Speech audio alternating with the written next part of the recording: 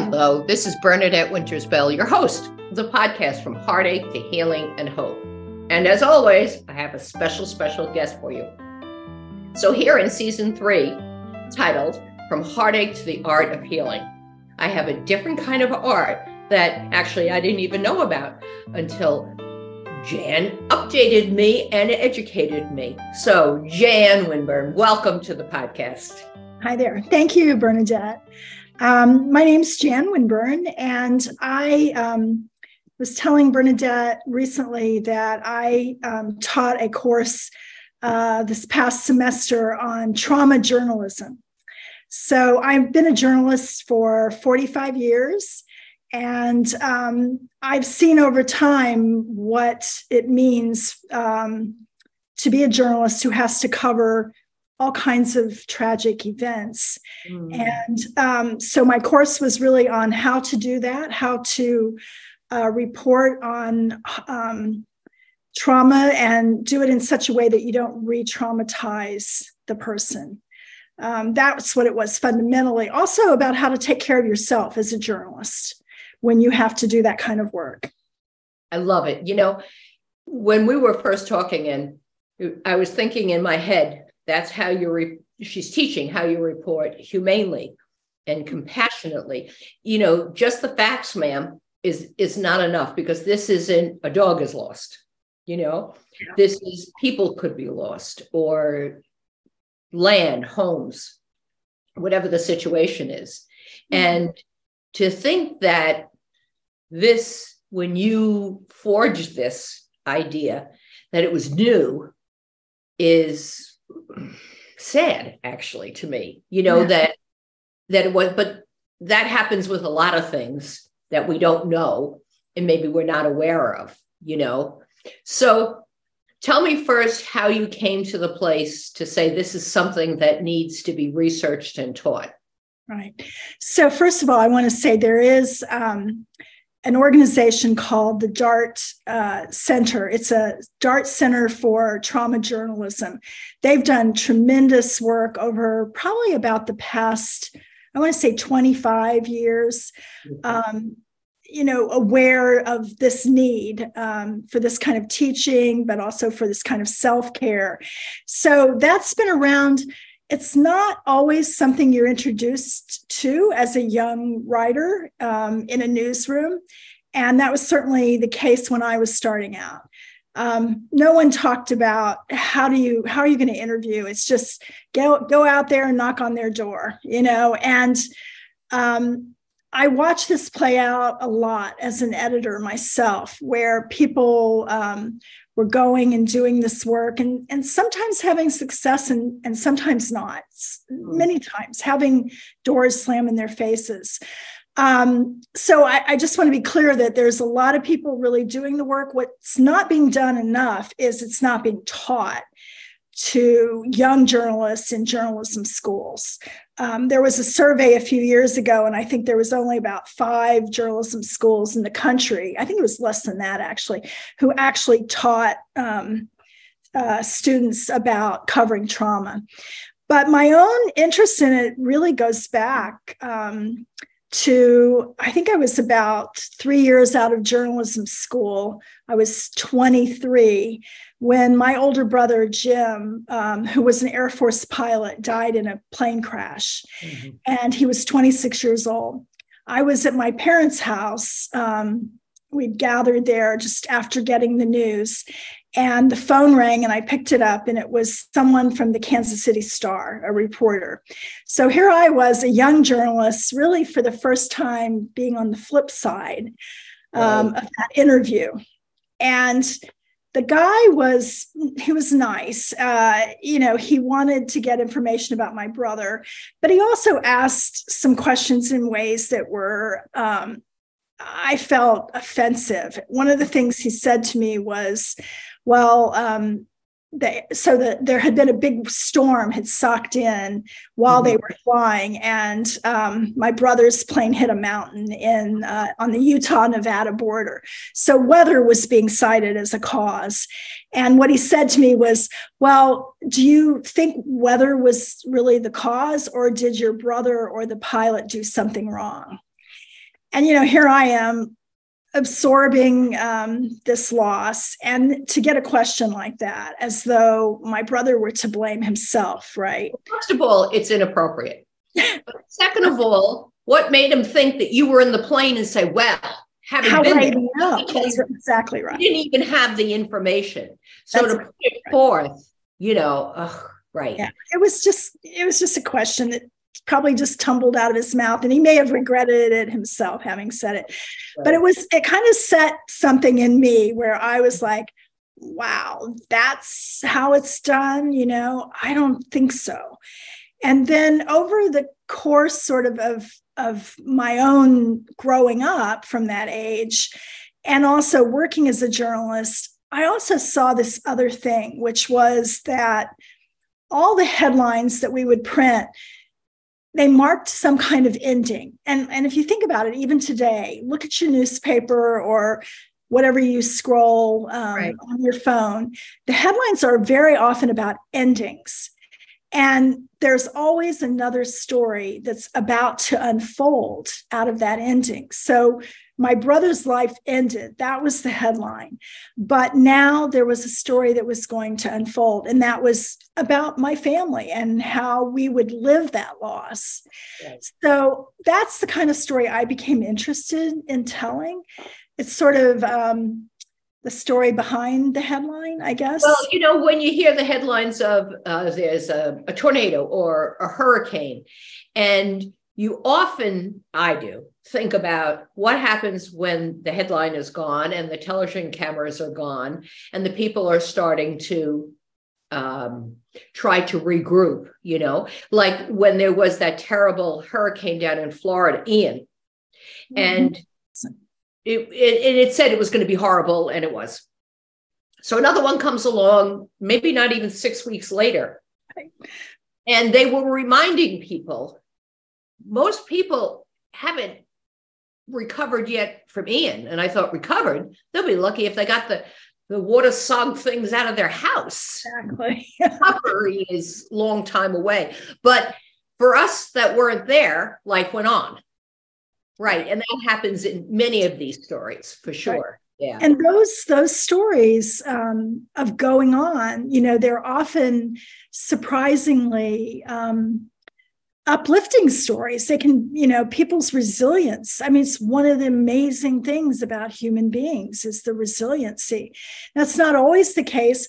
The other thing is, as time goes on, people process what's happened to them. And so, this urge that we have as journalists to get them in the moment and ask how they feel. It's like, well, what do you think about how they feel? They feel terrible. They can't even articulate how they feel. Much later, not only can they articulate it, but they very often have some insight. Exactly. Which then they can offer to the reader, right?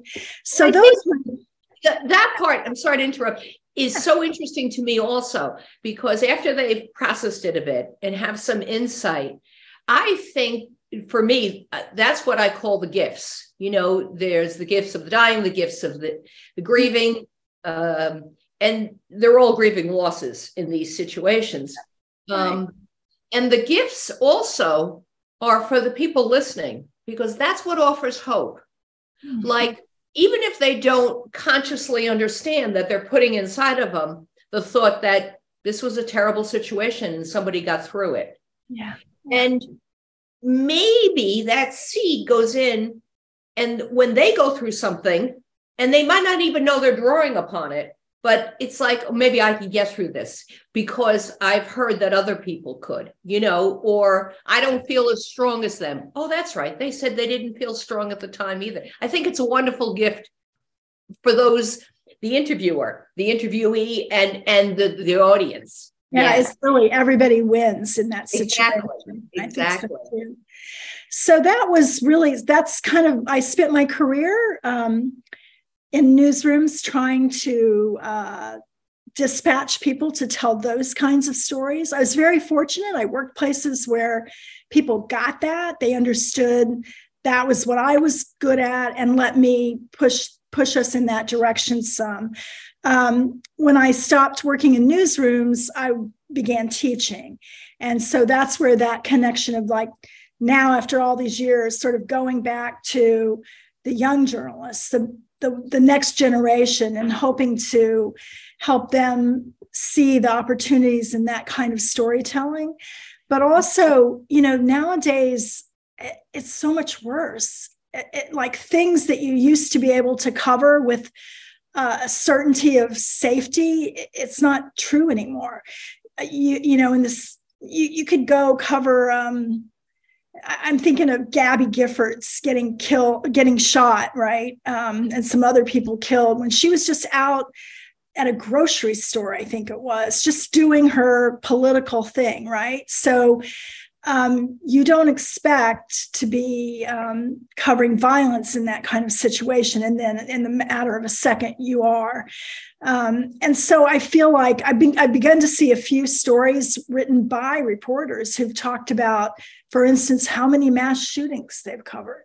And, doing it with sensitivity, I think, is the utmost importance. But then also knowing that you're a human being first, really, and how are you going to carry that on your heart, and just wanting people to know it's okay to talk about that. Like, I came up in a newsroom that was very male. There were very few women back then, and there was just this kind of buck up mentality. You didn't dare talk about how something made you feel when you were covering it. You mean you didn't say, hey guys, let's go out for a beer and talk about our feelings? Yeah, no. Go out for a beer, yes, but not ever bury our feelings, right? Self-medicate our feelings. I think. Yes, right, exactly. Yeah. So when you're teaching, like contrasting teaching at the beginning and more recently, are you finding the reporters are more open to be sensitive to their own feelings? I think there's, I'm sorry. I think there's a much higher awareness now. And again, I credit places like the Dart Center, who's been doing a lot of that professional teaching to professionals, but also journalists are just starting to coalesce a little bit, realizing, as you were saying earlier, I'm not alone. Somebody there, and there, they've also been, subjected to some of this coverage. And so they're talking. There's actually a Facebook group called Journalists Covering Trauma. And they do it's a private group, but they do a lot of conversation there. Also sharing, tips or articles, things written about it. So I think it's much, even among professionals, it's a more open conversation. And then I think students and journalists just coming up are benefiting from that, clearly. How wonderful. Yeah. Could you have imagined how far it's come since you became, how wonderful actually for us, the public, that you were such a young age when that terrible tragedy happened with your brother, but that the reporter asked that question. And I, of course, I make it sound like it was a completely conscious thing, but I know it was really subconscious. Right. But I also was never, it kind of went along with the fact that I was always more interested in why something happened or what happened later than sort of the typical news, who, what, where, when, why. I was always sort of more in like, well, why does that matter? Or what does that mean? And so with that, it just really informed that. I also had this experience of seeing how long it took me, as a 23-year-old, and losing my brother that way, how long it took me to see what you call the gifts. And I can remember the day I finally saw that. Yeah, it was, I was turning 40. Which is, I have to tell you, that's a relatively short period of time, although you may look at it like, my God, it took me till I was 40. No, it seems like a long time. Right. But I remember, so my brother, actually, so this is interesting. We're talking today. It was 45 years ago this week that he died. And I also have a birthday in December. So those have always come close together. And when I was turning 40, I was driving in my car. And I remember thinking, oh, wow, the parts of myself that I like were formed out of his death. And of course, I would change it in a minute, right? But that feeling of like knowing that the impact of his death had given me tools or attributes or ways of seeing the world or whatever that were things I liked was huge. But to me, it took so long, right? Oh, right. I just was like, okay, whoops. I woke up and I'm 40 years old. But the truth is that there's so few people talking about this, that that's the reason, using your words, it took you so long, but you came to it on your own. To be honest with you, if they get it, that's an if, okay, a profound loss happens later in life that causes us, allows us, or forces us, you can pick your verb, how you're feeling about my sentence, to reevaluate everything because it shakes our world so much, right? And I've had people, many people say, I'm 60, I'm 70, I'm 80, I'm this, I'm that, and I'm just getting it. It doesn't actually matter what age a person is. They say the same thing. I can't believe I was 40 until it happened.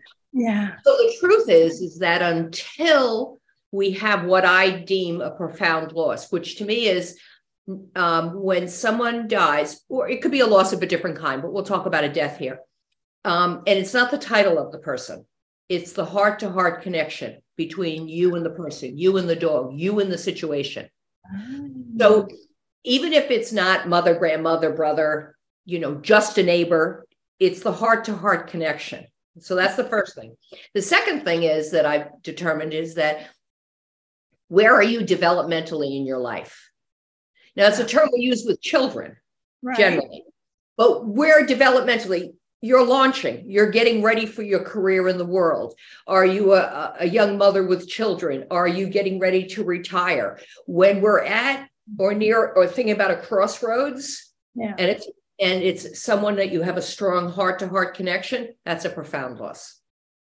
Oh, wow. Yeah, that makes sense to me. It doesn't have to be a blood relative that makes a lot of sense. So, but I have a question for you. So it took me from 23 to 40, right? So this is another thing that I've observed. So my daughter essentially lost her father. Now, her father had a brainstem stroke when she was 13 years old, and he has severe brain damage. He didn't die. He's still with us. He lives in assisted living, and she and I see him every week. But my daughter, I remember she was 13, and it was really the same as just completely losing your father. And yet I think she was only about 18. And I remember we were driving in the car. Must be something about driving in cars for me. She said, Mom, I really wish what happened to Dad hadn't happened, but I think it's made me a better person. So in like 5 years' time, she came to the same conclusion that it took me, almost 20. One of the differences there is that it's similar to someone that died, but the way that it's different, besides the obvious, is that you're not, say you're for your daughter, she's not saying, oh, I'm going to graduate high school and he won't see it. Like, she could go and visit him and tell him, and maybe he'll get it, maybe not. He's not going to walk me down the aisle, or that kind of thing. So you process more than the person has left your life. I get it. Processing where they're not going to be going forward. Right. So because he was still in her life in a very different way, right, she possibly, and I wasn't there, I don't know, but she possibly could have processed it what seems like quicker. Mm-hmm. She was going through a different set of circumstances. I think that makes sense. And she's 31 now. And on the other hand, I see her still processing it, right? Well, just like me. Well, when I hear people say things like, I need to get over this, or aren't you over it? Oh, I get, yeah. First of all, you get over the measles. You don't get over a loss. You process it as best you can. Over and over and over. Yeah. Because you're trying to make sense of something that doesn't make sense, So I was just saying the other day, so to me, let's say grief starts out as this teeny little pebble, and it grows to be a stone and a rock. And, I'm often talking to people that have boulders, okay? Mm-hmm. And the boulder has no place. It's not as if grief is a space inside of your body or your mind or your spirit waiting to be filled. Okay. So you're taking this boulder and go, where am I going to put it? And it doesn't fit anywhere. And so when we're going through the process of the grieving process, we're trying to find a place for something that has no place, the round thing into the square hole. Right. And so that's the reason that it feels so uncomfortable, so wrong. This shouldn't be. People say all the time, this shouldn't have happened, right? Because they can't find a place for it. When we fall in love with something, a person, a lamp, an animal, we find that place. Place for it, right? Woo! And so to me, the grieving process leading to the healing process is, I guess, identifying the home for the grief. Where am I going to carry this that's not harmful to me? So let's say, for instance, that someone has been thinking about a loss for a long time. So it's in their head, which is now like a bowling ball, with a couple of holes, right? And let's say that it doesn't get far. So maybe it's here. Stuff. And they walk around like that, which of course is not comfortable, or it's in their belly. Or sometimes I see it in people's knees or legs, like they can't walk forward in life. They can't move forward. Right. So we're trying to find a place for it where we can carry it. Right. We don't want to. So I always say to people, you don't have to like this. You don't have to agree with it ever. But honoring it is what's important. And that's what you're talking about in that reporting, is that they're not going to agree with the situation or like it that they're reporting on, of course.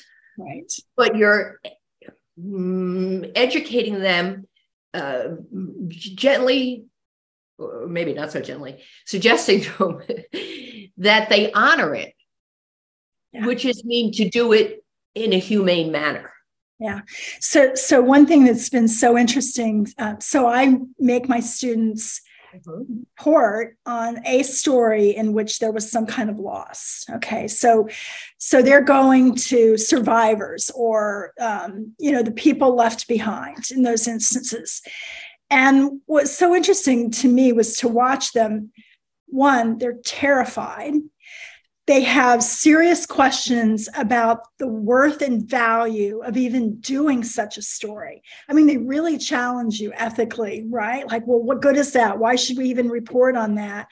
And then once they've done it, once they've interviewed the person, they're just completely changed by it. It's everything. And it was all their fear. Many times the people want to talk about their loved one. It may be the last time they get to talk about their loved one, because people don't ask you. People are, skittish about, oh, I don't want to bring that up. And I don't want to make them sad, like they're not thinking about the person. They're not thinking about it. Exactly. Right. And, I saw this happen, returning to that story of my brother. So I grew up in a small town and I have a younger brother as well. So there were 3 of us kids. My mom was a banker, and so she knew everyone in town, right? And I think something like probably 20, 25 years after my brother's death. I was with her one time, and we pulled up to, we were going to get ice cream. And we pulled up to this ice cream shop and started to get out. And my mom said, no, wait a minute. And we sat, she wanted to wait in the car. And I thought, sort of typically like, oh, probably a customer she doesn't really want to run into or something, because she knew everyone. And I watched, and it was a man and a woman with 3 tow-headed kids, boom, boom, boom, going into the shop. And she didn't know them, but she just, it came over her, like seeing those 3 kids. And she just was very emotional. And then she told me this story. She said, Jan, my favorite people in this town are the ones who remember your brother, Jim, and sometimes say something about him to me. She said, they're the people who know I had 3 children. And she said, but now, 25 years later, most of my customers, they just think I have 2 kids. And they're never going to say, oh, I remember when your son did X, Y, Z. And so her favorite people were the ones who knew. And that helped me to understand that people don't talk to you about it, that there's that reluctance to, maybe at the time people can say, I'm really sorry for your loss, right? But after that, loss, maybe he's in a better place. God doesn't give us anything we can't handle. The door closes, the window opens, unhelpful things. They're right. They're all, we say them because, I don't know, we heard somebody else say them. They're completely useless things. Yeah. You know what somebody taught me one time was, she said, nobody uses my husband's name. That's who had passed. Mm-hmm. They always use pronouns. I want them to say George. No, not him, not he. Right. Because then he was erased one step further than not just being here in person. That's a great lesson. Exactly. Yeah. Exactly. Because we're not reminding people of the person who died. It hasn't left their attention. Yeah. Right. I don't want to upset them. Yeah. If they're in a place where tears are close, whether you say something or not, they're there. Yeah, right. That's right. What you're giving the person is respect. Yeah. Like when someone would say to your mom, when I just saw you now, I'm reminded when I saw you and the 2 boys and your daughter, whatever, at the soccer field or something like that. And that was a sweet memory. Yeah. And if that's the only thing that can be said or will be said, what a gift. There you go. Right. Yeah. But to your point, had they used his name and said, I remember when seeing you take Jim with Jan and Jack to, but using his name is like so powerful. You think about it. Exactly. Because then you're really giving them the essence of life in your heart. Right. Right. Yeah. It's a good one to hold on to. Yeah. I'm going to teach that to my students. Steal it away. Don't just show up and say, I'm sorry about your son. Use their name, Exactly. Because it just gives it more, I don't know, credibility comes to mind. Or something, it gives them flesh and blood in some. Yes, absolutely. Sometimes I ask in my life, loss, and grief practice, if I see someone, it just seems appropriate. I'll have them bring in a picture of their loved one.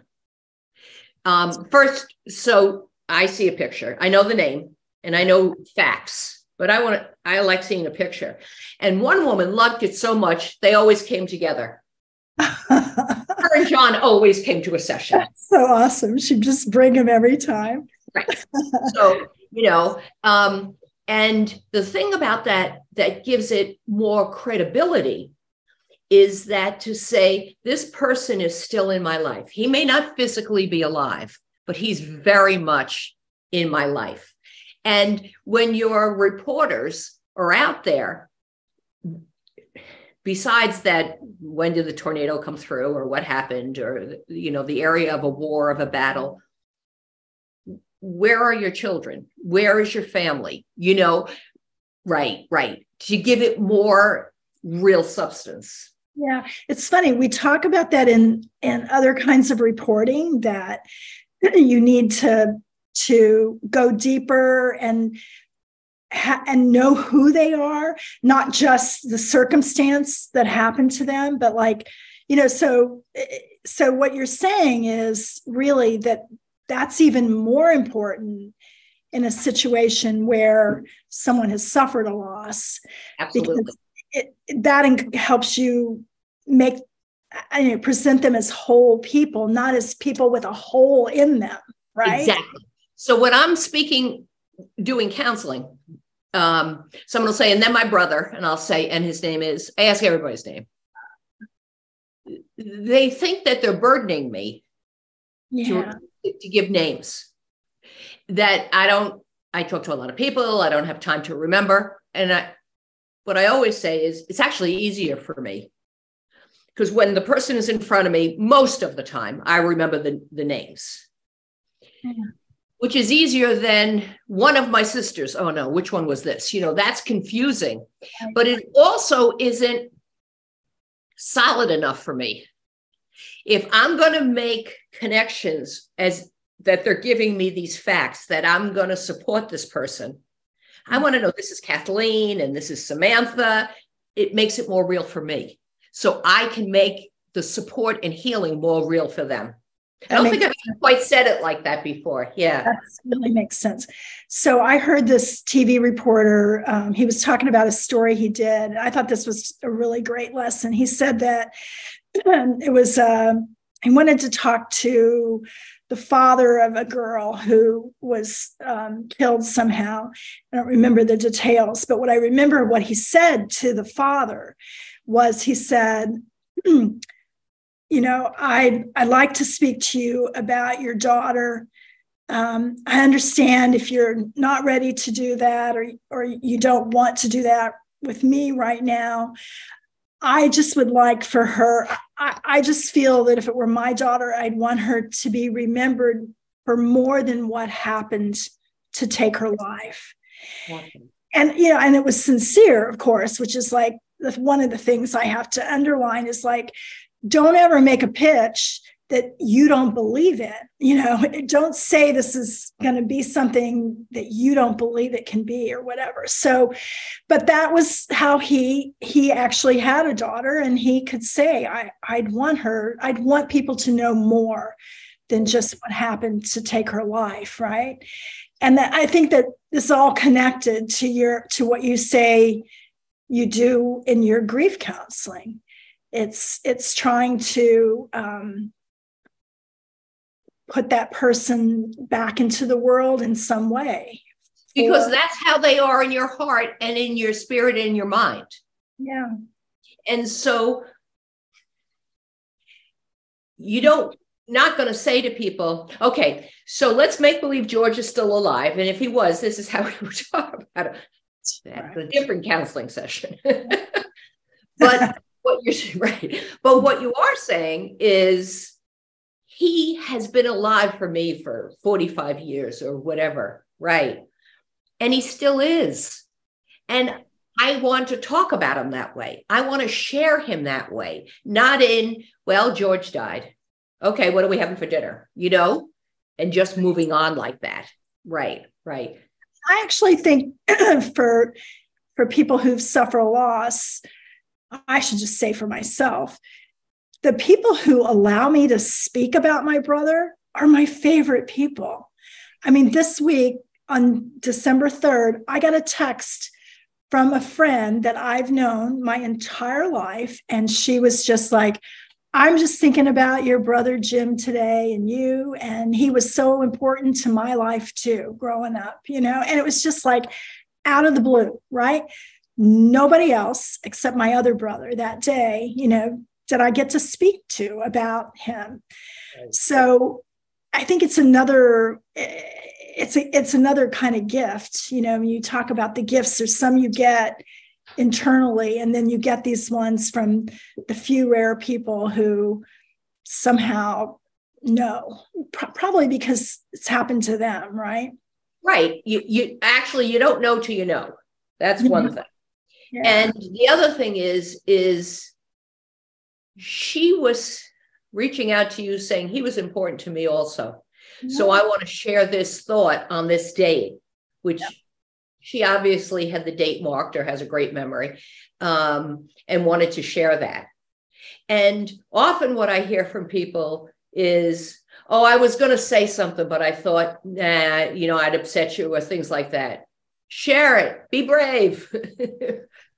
Don't be rude, but right. Absolutely. Wow. So I think what my students experienced from that fear of talking to someone about their loss was that there actually was purpose in telling those stories, right? The very thing they challenged me on once they experienced that interview and I think saw, one, that they're the ones who have all this hang up about talking about it. Two, that the way people often will embrace that opportunity to talk about the person they loved and lost, that you've become like a conduit for that. And it's beautiful. It's just between the two of you. But if you're a reporter and a writer, you can also put it in the world in a way that extends the gift, right? And they never saw that coming. They never. Well, let's think about what people are willing to talk about death and dying. To me, dead is like the last 4-letter word out there. And we've come a long way in, say, the last 20 years, but still. And so if you say to a reporter, here's a good idea. I want you to go talk to somebody whose daughter died in such and such a thing. And let's see what the story is now. Really? The daughter died. They're sad. They're upset. They moved on. And like, what's the story? Because that's how people think of death. Yeah. It's going to happen. I'm going to be sad or mad or whatever. They understand they're going to have a big emotion for some time. And of course, the sometime they're thinking of is, this much. And then they're going to get over it and move on. Because we live in a society that says, let's go in a linear trajectory that goes up like this. I'm down here and I've gotten over the death. Of course, that's not what grief looks like. Grief looks like back to my head. Right. So what do you think of this thing I've read has happened recently, which is, what's it called? The manual, the DSM? Yeah, the DSM. Mm-hmm. They're saying that if you're still grieving after 1 year and you're like can't function normally in your life, that it's going to be categorized as some kind of mental illness. Right. What? Yes, that's one of my thoughts. So where helpful in some way? I mean, well, yes and no. Okay. Can't function well in your life is the key phrase here. Yeah. If you're unable to get out of bed and go to work after a year, some work needs to be done there. Okay. If that is interpreted as it takes a year, and by the first day of the second year, it's all done. And they don't mean to say that, but there's many people that already believe that. They assume, like they hear the year of first, it'll be the first anniversary, first Thanksgiving, all of that. And it'll be a year. Okay, I got it. Mom died, and it'll be a year. And somehow, not that they're thinking of it like this, they're going to wake up on the first day of the second year. Well, it's all good now, ready to go. No. Yeah. And that's exactly how it doesn't go. Right. So the part of the DSM, which is used to diagnose people and things like that, that's good about it being in there is that they're talking about it. and that complicated or compounded bereavement and grief is being acknowledged. Yeah. But anytime you put a definition on something, or a time frame, right? Yeah. But they have to be able to say, this is a diagnosis, and the person can go for therapy and be reimbursed by the insurance company. I mean, that's where at first I was so outraged by that idea. And then I was like, read the finer point, like fine print on it. And I did think that. It was like, well, maybe this means people can get insurance to pay for health. Well, that's what it's about. Yeah. That's what the DSM is giving. It's not giving a diagnosis just so you have a diagnosis. You have 4 sets of towels, some sheets, and a diagnosis. I mean, you don't have to have it to live, right? It's when it's useful, and it usually has to do with insurance.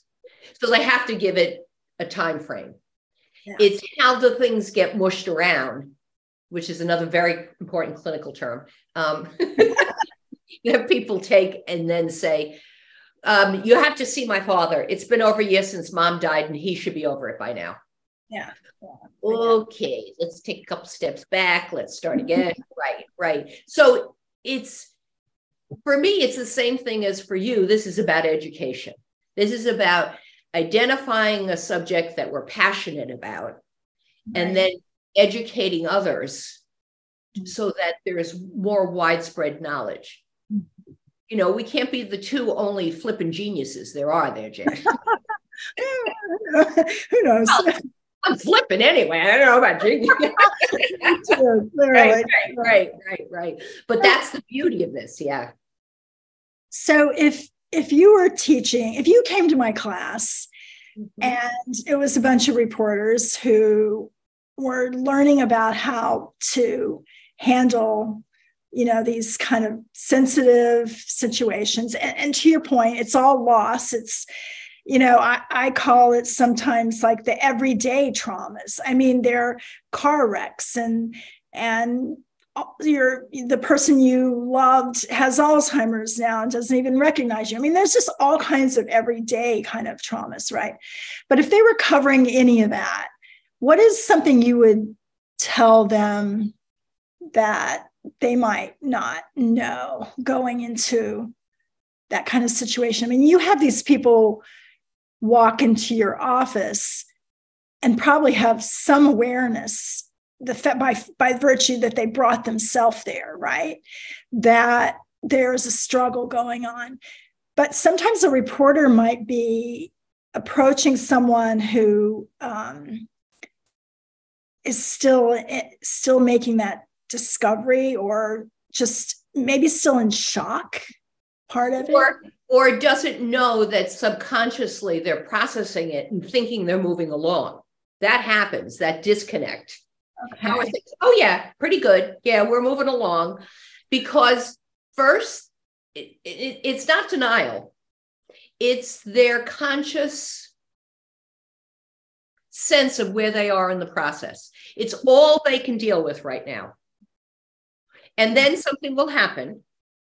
Yeah. Another loss, a trauma, something that shakes them. So I think of us in those states, underneath is this little earthquake going on, very mild. You don't have a firm footing and grounding, but it's not enough to say there's a problem. But then one day it shakes, and that's what shakes you. And then you go back to the grieving process and the healing work, because now you're ready to do that piece. Yeah. So when you said that is something you hear so often when you interview someone, is they're like, oh, we're okay. We're doing all right. We're putting one foot in front of the other. And the question is always, in my mind, is like, okay, like I either just accept this answer, or do I dare push them, as a reporter, like, well, to be real with me, or maybe they're just not there. I was talking to your reporters, which, by the way, is a great idea. So it is a great idea. Yeah, right. As we're talking, it's a great idea. Is if someone gave them, I'm doing okay, I honor that by saying how amazing that you feel like you can put one foot in front of the other. What have you found the hardest part to be able to do this? I wouldn't question that they do it. I would ask how they do it. And then they're going to tell you about what didn't work and that I don't have a choice. You don't know. I have 3 children or I have grandchildren depending on me. And then I might say, what I say in my practice is actually you do have a choice and you're choosing to go forward. To every day, get out of bed, get washed, get dressed, and move. Yeah. You don't see it as a choice because that's the person you are in this world, right? But you are making a choice. And Bernadette, not only are you a good therapist, but you'd be a really good reporter too, because that you ask the question of them in exactly the right way, which is like, that's great, you're doing that. What are you doing to do that? Or how are you able to do that? Awesome. Yeah, well, thank you. If I ever get another job, which right now I don't, but you never know. I like to do different things. And I mean, actually, I'm working now on a documentary and a book. And what that piece is about, besides the telephone of the wind that we've spoken of, I could teach to your class. Yeah.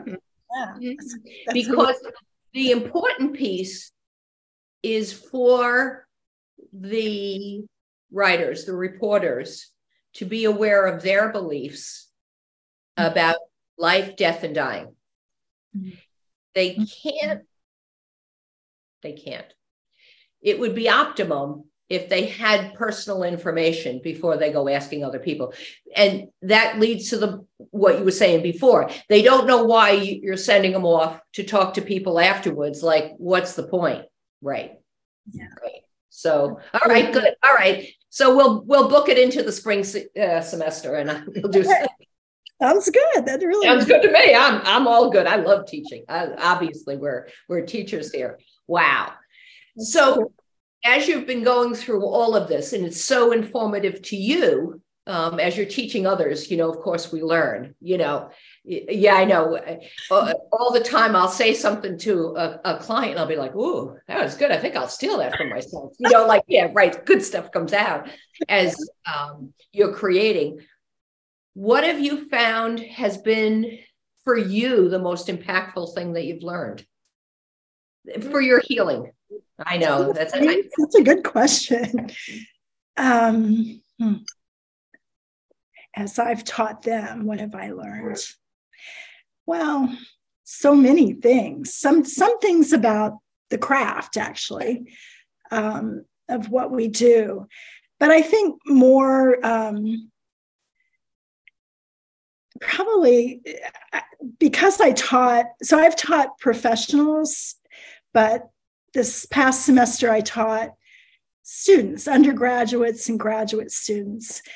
And I think what I learned is in observing them, like how just being open is kind of the most important thing you can be as a journalist, but as a human being, trying to like listen when you want to judge and speak and all those things, because I see them do it. I mean, that's the only way they got from, I don't want to do this. Are we sure we should even be doing this, to, oh my gosh, that was an amazing experience. They end up feeling honored that people have spoken to them about the worst day of their life, right? Maybe one of their most intimate events in their life. Yes. Absolutely. And so when I see that, I realize I gave them a big push, but they were open enough. They're in their stage of life, as you were mentioning, where they're clearly growing and learning. But like, that's what we all, are all the time anyway. Well, but it's a great so. What? We hope. We hope so. Yeah. Right. Wow. It's just a really good, like, see them do it. I'm like, okay, right? Am I doing that? Yeah. Right. And I love when you see someone reluctant. is a good way to describe it, to do something, and they go to do it, whether they feel like they have to, sort of open, sort of not. Yeah. And then the moment of, oh, I'm hearing something I didn't expect. Oh, I'm learning. Oh, I'm growing. All right. Maybe they're not having all those thoughts, but we are watching it. Like, wow, look what was there. Right. Oh, I love that. I love that. And so that leads to what this third season has meant to me, you know, from heartache to the art of healing. And truly, this is the art of healing. There's a science there, you know, and we talk about that from the educational perspective. But the art of healing, when you have the humans involved, you know, they're not as easy to heal, damn it. Whoa, this has been a fascinating conversation. Oh, I want to thank you so much. People are going to be so interested in this. Where can they go, Jan, to learn more about you and the work that you're doing? Well, I'm teaching at the University of Georgia, and so their MFA in narrative nonfiction, that their website. So UGA, you'd have to search UGA and MFA in narrative nonfiction, and you can learn some more about this kind of work that we're doing there. And then, of course, on my Facebook page. Wonderful. And the DART Center, is that DART? Yes, it is. And I think it is dartcenter.org. Okay. And we'll have all of this when this is launched for people, because, you know, now that we're flipping geniuses, we want to make sure that people get to read about this and do it. Flipping, as you say. I love it. I love it. Yeah. I don't like to take myself too seriously. This has been wonderful. So thank you for your insight and your work and your time. And we'll talk. I'm available in the spring to teach. No problem. Wonderful. It's been so good. All right. Absolutely. Absolutely. Everyone, thank you so very much, and enjoy this beautiful this conversation. Thank you, Jan.